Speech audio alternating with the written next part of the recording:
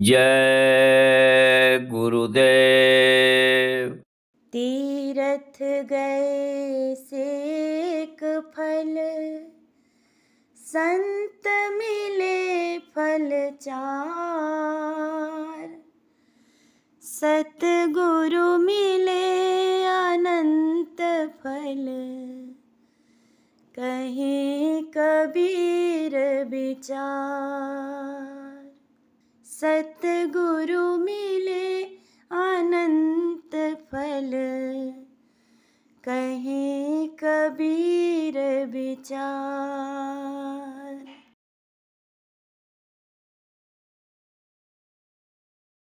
गुरु महिमा है अपार जगत में, गुरु महिमा है अपार। गुरु महिमा है अपार जगत में,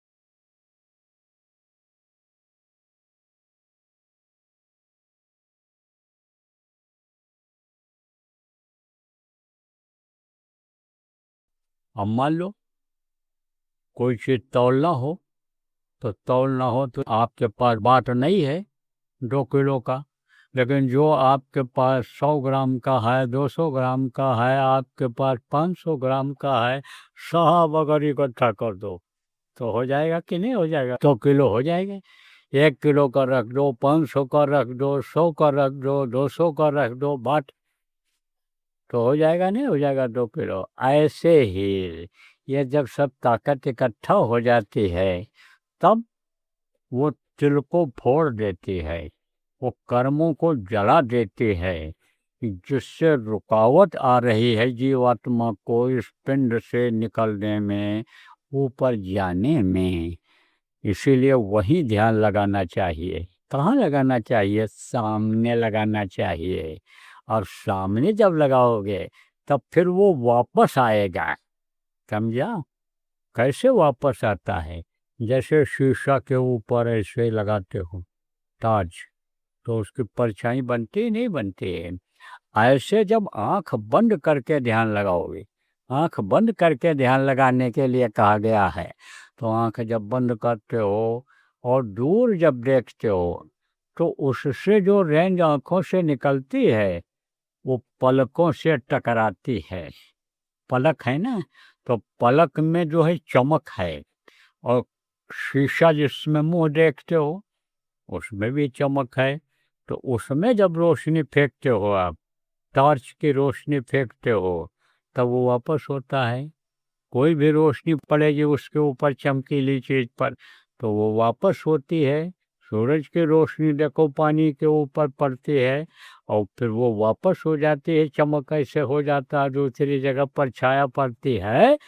इसी तरह से आँखों से जो रोशनी निकलती है, आँखों से जो रेंज निकलती है, अंदर चमकीली पुतलियों से टकराती है, तब फिर वो वापस हो जाती, उससे वो जो है खुल जाता है। क्या खुल जाता? वो तीसरा नेत्र खुल जाता है। थर्ड आई, जिसको रूहानी आँख कहा गया, वो खुल जाता है और उससे फिर यह रूह आगे बढ़ जाती है, यह जीवात्मा आगे बढ़ जाती है। तब यह उसी प्रकाश में, रोशनी में, जो मैंने आपको बताया कि वहाँ ऊपरी लोकों में जो यानी रोशनी ही रोशनी है, प्रकाश ही प्रकाश है, यह उसमें पहुंच जाती है। जब यह उलटती है इधर से ध्यान जब हटता है आपका, और उधर जब ये इसकी ताकत पहुंचती है, अभी इधर ताकत फैली हुई है, उधर जब जाती है तो ये रोशनी में पहुंच जाती है, प्रकाश में पहुंच जाती है, तो उसी में सब दिखाई पड़ने लग जाते हैं। जैसे कहा ना देखने वाले, यही घट भीतर 7 समुंदर, यही ममलमल नहाओ, मन मोरा बिदेशवा न जाओ, घर ही है क्या करी। ये जो गंगा जमुना नदियाँ, ये जो शालजू है, इसमें गंदा पानी भी आ जाता है, इसी में मैला पानी भी बरसात में आ जाता है। लेकिन वहाँ वो जो सरजू बह रही हैं, वो जो गंगा बह रही हैं, वो जो जमुना बह रही हैं, वो जो दरिया वहाँ पर है, वहाँ का पानी निर्मल है, कभी भी गंदा नहीं वहाँ होता है। वहाँ जो अयोध्या बसी हुई है, ये अयोध्या, ये काशी, ये काबा, यहाँ का कुछ नहीं है। ये सोना जड़ जो तमाम मंदिर आपके दक्षिण भारत में हैं, सोना जड़े हुए हैं, लेकिन उतनी चमक नहीं है, इतनी चमक वहाँ के महलों में है, वो वहाँ के घरों में है। तब उसको जब देखोगे, बाग बाग हो जाओगे, दिल खुश हो जाएगा, मन प्रसन्न हो जाएगा। अब आप तो समझो प्रेम, आप भाग्यशाली हो, खुद नसीब जिसको कहते हैं, जिनको ये इंसानी इजामा मिला, ये जो है इंसानी मस्जिद मिल गई, या मानो मंदिर मिल गया आपको, और मुर्शिद कामिल सच्चे गुरु मिल गए, और वो नाम मिल गया कि सुमिर सुमिर नर उतरे पारा, कलयुग केवल नाम आधारा, कलयुग योग यज्ञ नहीं ज्ञाना, एक आधार नाम गुण गाना। कलयुग में योग यज्ञ जप तप करने से, रोजा नमाज अदा करने से रूह को निजात नहीं मिल सकती है, जीवात्मा का कल्याण नहीं हो सकता है। अगर होगा तो नाम की, इसी नाम की कमाई से होगा, इसी नाम के जाप से होगा, इसी नाम के सुमिरन करने से होगा। अगर तो गुरु की दया से होगा अगर समझ लो प्रेमियों आप, तो मुश्ते कामिल के मेहर आलूद से होगा, वैसे नहीं हो सकता। इसीलिए गुरु भक्ति बताई गई है, गुरु भक्ति बताई गई। बिन गुरु भक्ति शब्द न पचते, सो प्राणी तुम मूरख जान। शब्द खुलेगा गुरु मेहर से, खींचे सूरत गुरु बलवान। गुरु की दया से होगा, वैसे नहीं हो सकता है। इसीलिए कहा गया गुरु भक्ति पहले करे, पीछे और उपाय। गुरु भक्ति पहले करनी चाहिए। तो गुरु भक्ति कहते किसको हैं? गुरु भक्ति कहते हैं आदेश के पालन को। दो तरह की भक्ति होती है, एक बाह्य भक्ति होती है जो शरीर से बोलते हैं, इस मुंह से बोलते हैं, उसको करना होता है। और एक आंतरिक भक्ति होती है कि जो पहले मुंह से बोल देते हैं कि भाई साधना करो, ध्यान भजन करो, सुमिरन करो, कर्मों को काटने के लिए सेवा करो। तो कर्म करते हैं, सेवा से करते हैं। तो जब कर्म करते हैं और ये किया जाता है तब इसमें फायदा होता है। नहीं तो कर्म के अनुसार ही मन या काम कराता है। बहुत से लोगों के कर्म खराब हैं पर सत्संगों में आ नहीं पाते हैं। कर्म खराब हैं तो नामदान सुन भी लेते हैं, लेकिन वो नहीं करने देता है। इसलिए कर्म काटो और भजन करो, सुमिरन करो, ध्यान करो। ये क्या है? जीवात्मा को खुराक, रूह को खुराक देना, ये क्या है? ये गुरु भक्ति है, यह आंतरिक भक्ति है। तो आंतरिक भक्ति तो आप करते हो, लेकिन भक्ति एक तरह की होनी चाहिए, एक रस की भक्ति होनी चाहिए। देखो, भक्ति भाव भादो नदी कहा गया। भक्ति भाव भादो नदी चली सभी घराए, और सरिता वही सराहिए, ये जेठ मास ठहराए। भादों के महीने में छोटी बड़ी जितनी भी नदियां हैं वो सब उफान में आ जाती हैं, वो सब भर जाती हैं। लेकिन बैसाख में बहुत सारी नदियां सूख जाती हैं। तो किस काम की है वो नदी? अरे भाई, कहा गया ना कि हर सूना मधुर शरीर प्यारे गुरु बिना, तरोवर सूना डाल पात में। कोई पेड़ में डाल में पत्ती नहीं है, डाल नहीं है पेड़ में, तो सूना लगेगा? नहीं लगेगा। अरे फल न दे तो पेड़ लगा रहने से क्या फायदा? इसलिए तो कहता हूँ फलदार पेड़ लगाओ, खुशबूदार फूल लगाओ, जानवर रखो तो दूध वाले रखो, कुछ जवान पर पड़े।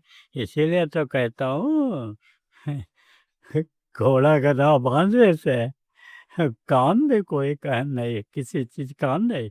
अरे गाय पाल लो तो कम से कम दूध तो दे, मुँह पर पड़े तो ताकत तो आवे। घी खाओ, खोपड़ी तो बढ़े, दिमाग तो बढ़े। घी खाओ, घी खाए खोपड़िया, ये खाने से खोपड़ी बढ़ती है। आप फिर समझो दूध पिए बूथ बढ़े, ताकत बढ़ती है दूध पीने से। तो प्रेमियों, तरोवर सूना दाल पात बिन, ताल बिन सुन्नीर प्यारे गुरु बिना। सूना है, कोई काम का नहीं है। ताल है लेकिन पानी नहीं है, किस काम का ताल है वो? जय गुरुदेव।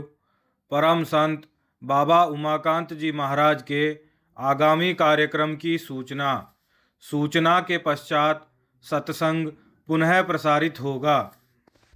जय गुरुदेव। गृह कार्य को विराम देकर मुक्ति दिवस मनाने आओ। वक्त गुरु के द्वार पर आओ, जीवन अपना सफल बनाओ। मुक्ति दिवस के अवसर पर वक्त के संत सद्गुरु बाबा उमाकांत जी महाराज द्वारा सत्संग एवं नामदान कार्यक्रम दिनांक 22 मार्च 2026 समय दोपहर 12 बजे से व दिनांक 23 मार्च 2026 समय सुबह 9 बजे से। स्थान बाबा Umakant ji Maharaj Ashram Dehradun, royal city near Mandakini Vihar, Sahasdhara road, Dehradun Uttarakhand. संपर्क सूत्र 8909002226 व 9027058383। जय गुरुदेव। तो कहा वो सराहनीय है नदी। नदी की कीमत उसकी है, नदी वो सम्माननीय है कि जिसमें पानी बैसाख जेठ के गर्मी में भी रहता है। ऐसे एक रस भक्ति होती है। हमेशा उसी तरह की भक्ति रहे, हमेशा सेवा में ये शरीर लगा रहे, बाह्य भक्ति ये करता रहे और ये भजन ध्यान में ये मन लगा रहे, ये शरीर करता रहे।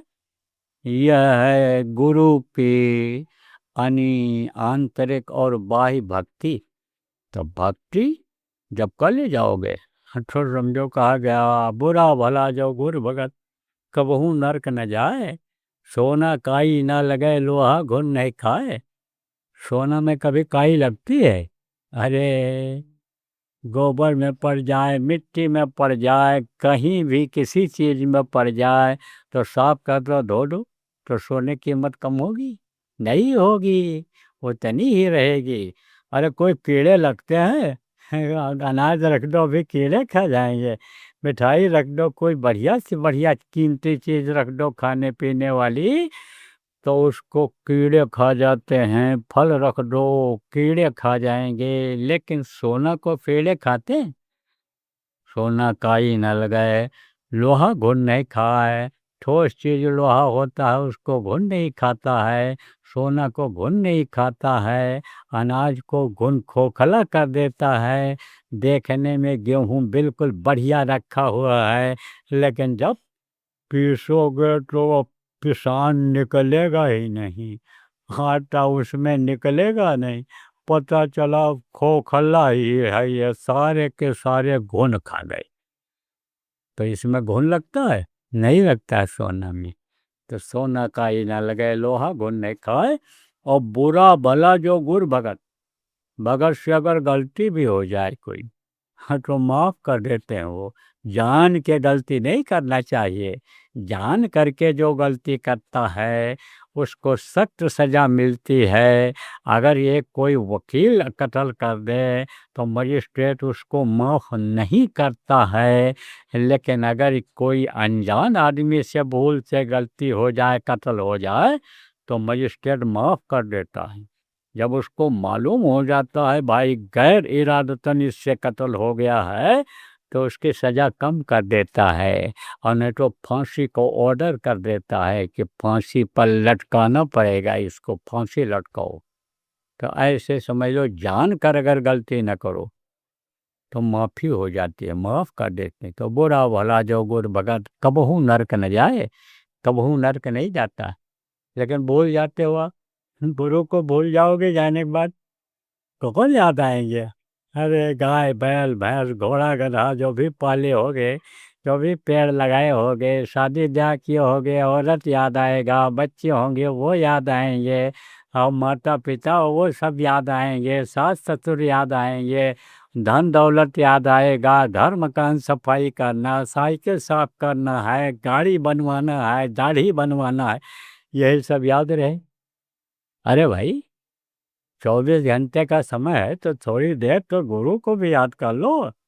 कहाँ जब तक है जिंदगी, फुर्सत नहीं है काम से, कुछ समय ऐसा निकालो, मिलन कर लो राम से। अरे भगवान से तो आप मिलने का कुछ उपाय लगा लो। कौन राम? ये राजा दशरथ के राम ये जब नहीं थे तो भी राम थे। देखो, आप उठाओ पुस्तकों को, घंटों की पुस्तकों को उठाओ पुराने, और वो भी राम बोले हैं। आप ये समझो राम तो बाद में आए हैं, बाकी लोग पहले रहे हैं, वो भी राम ही बोले हैं। तो एक राम दशरथ का बेटा, एक राम घट घट में लेटा, एक राम का सकल पसारा, एक राम सब जग से न्यारा। कहते हैं ना, अपने राम के लिए मन को भी राम कहा गया। और एक राजा दशरथ के पुत्र राम थे, और उन्हीं राम को लोग जानते हैं, और उन्हीं के नाम पर इस समय पर मरने मिटने के लिए तैयार हैं। मालूम नहीं है कि कौन थे वो, क्या थे और कैसे हैं, क्या हैं, उनसे क्या मिल सकता है। धर्म के लिए देखो कितने फर्केबाजी इस समय फैली हुई है। किसी हिंदू से कहो कि तुम्हारा धर्म जा रहा है, तो कहेगा कि धर्म नहीं जाने देंगे, मर जाएंगे, मिट जाएंगे। लाल कपड़ा बांधेगा सिर पर, त्रिशूल लेकर के निकल पड़ेगा, गदा लेकर निकल पड़ेगा, मार डालेंगे, छोड़ेंगे नहीं, हम धर्म नहीं जाने देंगे। मुसलमान कहते हैं हिंदू को मार दो तो तुमको जन्नत मिल जाएगा, खुदा के पास पहुंच जाओगे। तो ये क्या है? ये भ्रम है। इससे बहुत बड़ा नुकसान होगा पूरे विश्व का। देखो क्या हाल हो रहा है, खत्म होते जा रहे हैं। हजार हजार लाख लाख की संख्या ये कहीं बम में जा रही है। इंसान ने अपने ही खत्म होने का इंतजाम कर लिया। ये जो हुकूमत करने वाले लोग हैं, जिन्होंने क्या बनवाया, बम बनवाया, जिन्होंने मिसाइलें बनवाई दूसरे को ख़त्म करने के लिए, वही मिसाइल जब दूसरों ने बना लिया तो उनके ऊपर आने लग गई। अब देखो वो सब खत्म हो रहे हैं। तो कहते हैं ना कि आदमी अपने ही बनाए हुए जाल में फंसता चला जा रहा है। हम तो कहते हैं कि भाई दुनिया के ये जितने भी लोग हैं, चाहे वो बादशाह हों, चाहे वो प्रधानमंत्री राष्ट्रपति हों, जो भी डिग्री उनकी हो, जिम्मेदार हों मुल्क के, देश के, वो सब इकट्ठा हो जाएं और समझौता करनी कि कोई भी युद्ध नहीं होगा, कोई भी हथियार नहीं बनाएगा, और जो जिसकी ज़मीन है, जैसी जिसकी इज्जत है वो इज्जत बनी रहेगी, जो जिसकी ज़मीन है, संपत्ति है, वो उसकी रहेगी। कोई किसी की मानने छीनने की कोशिश नहीं करेगा, तो अभी बहुत से लोगों की जान बच जाएगी। नहीं तो ये जान जब चली जाती है दोबारा वापस नहीं आती है। बाकी ये धन संपत्ति तो सब ये मिल जाती है, या मंदिर मस्जिद या कुछ भी हो, गुरुद्वारा गिरजाघर, यह दोबारा बन जाता है पुराना होने पर, गिर जाने पर। लेकिन यह शरीर फिर दोबारा कोई नहीं बना सकता, ये नहीं मिल सकता है। ये जो इबादत का जो ये मस्जिद है, ये जो पूजा का मंदिर, साधना का मंदिर है, इसके ढह जाने पर कोई इसको बना नहीं सकता है। तो अब आप ये समझो प्रेमियों, समझौता ऐसा होना चाहिए। ये बात हमारी पहुंचनी चाहिए लोगों तक। जो भी पहुंचा सकते जिस साधन से, इनके पास पहुंचो। और अगर नहीं माना इन लोगों ने, तो कहा गया विनाश काले विपरीत बुद्धि। 11 छोड़ी सेना कम होती है? अरे बहुत होती है। 11 छोड़ी सेना को केवल 18 दिन के अंदर महाभारत में खत्म करवा दिया कृष्ण ने।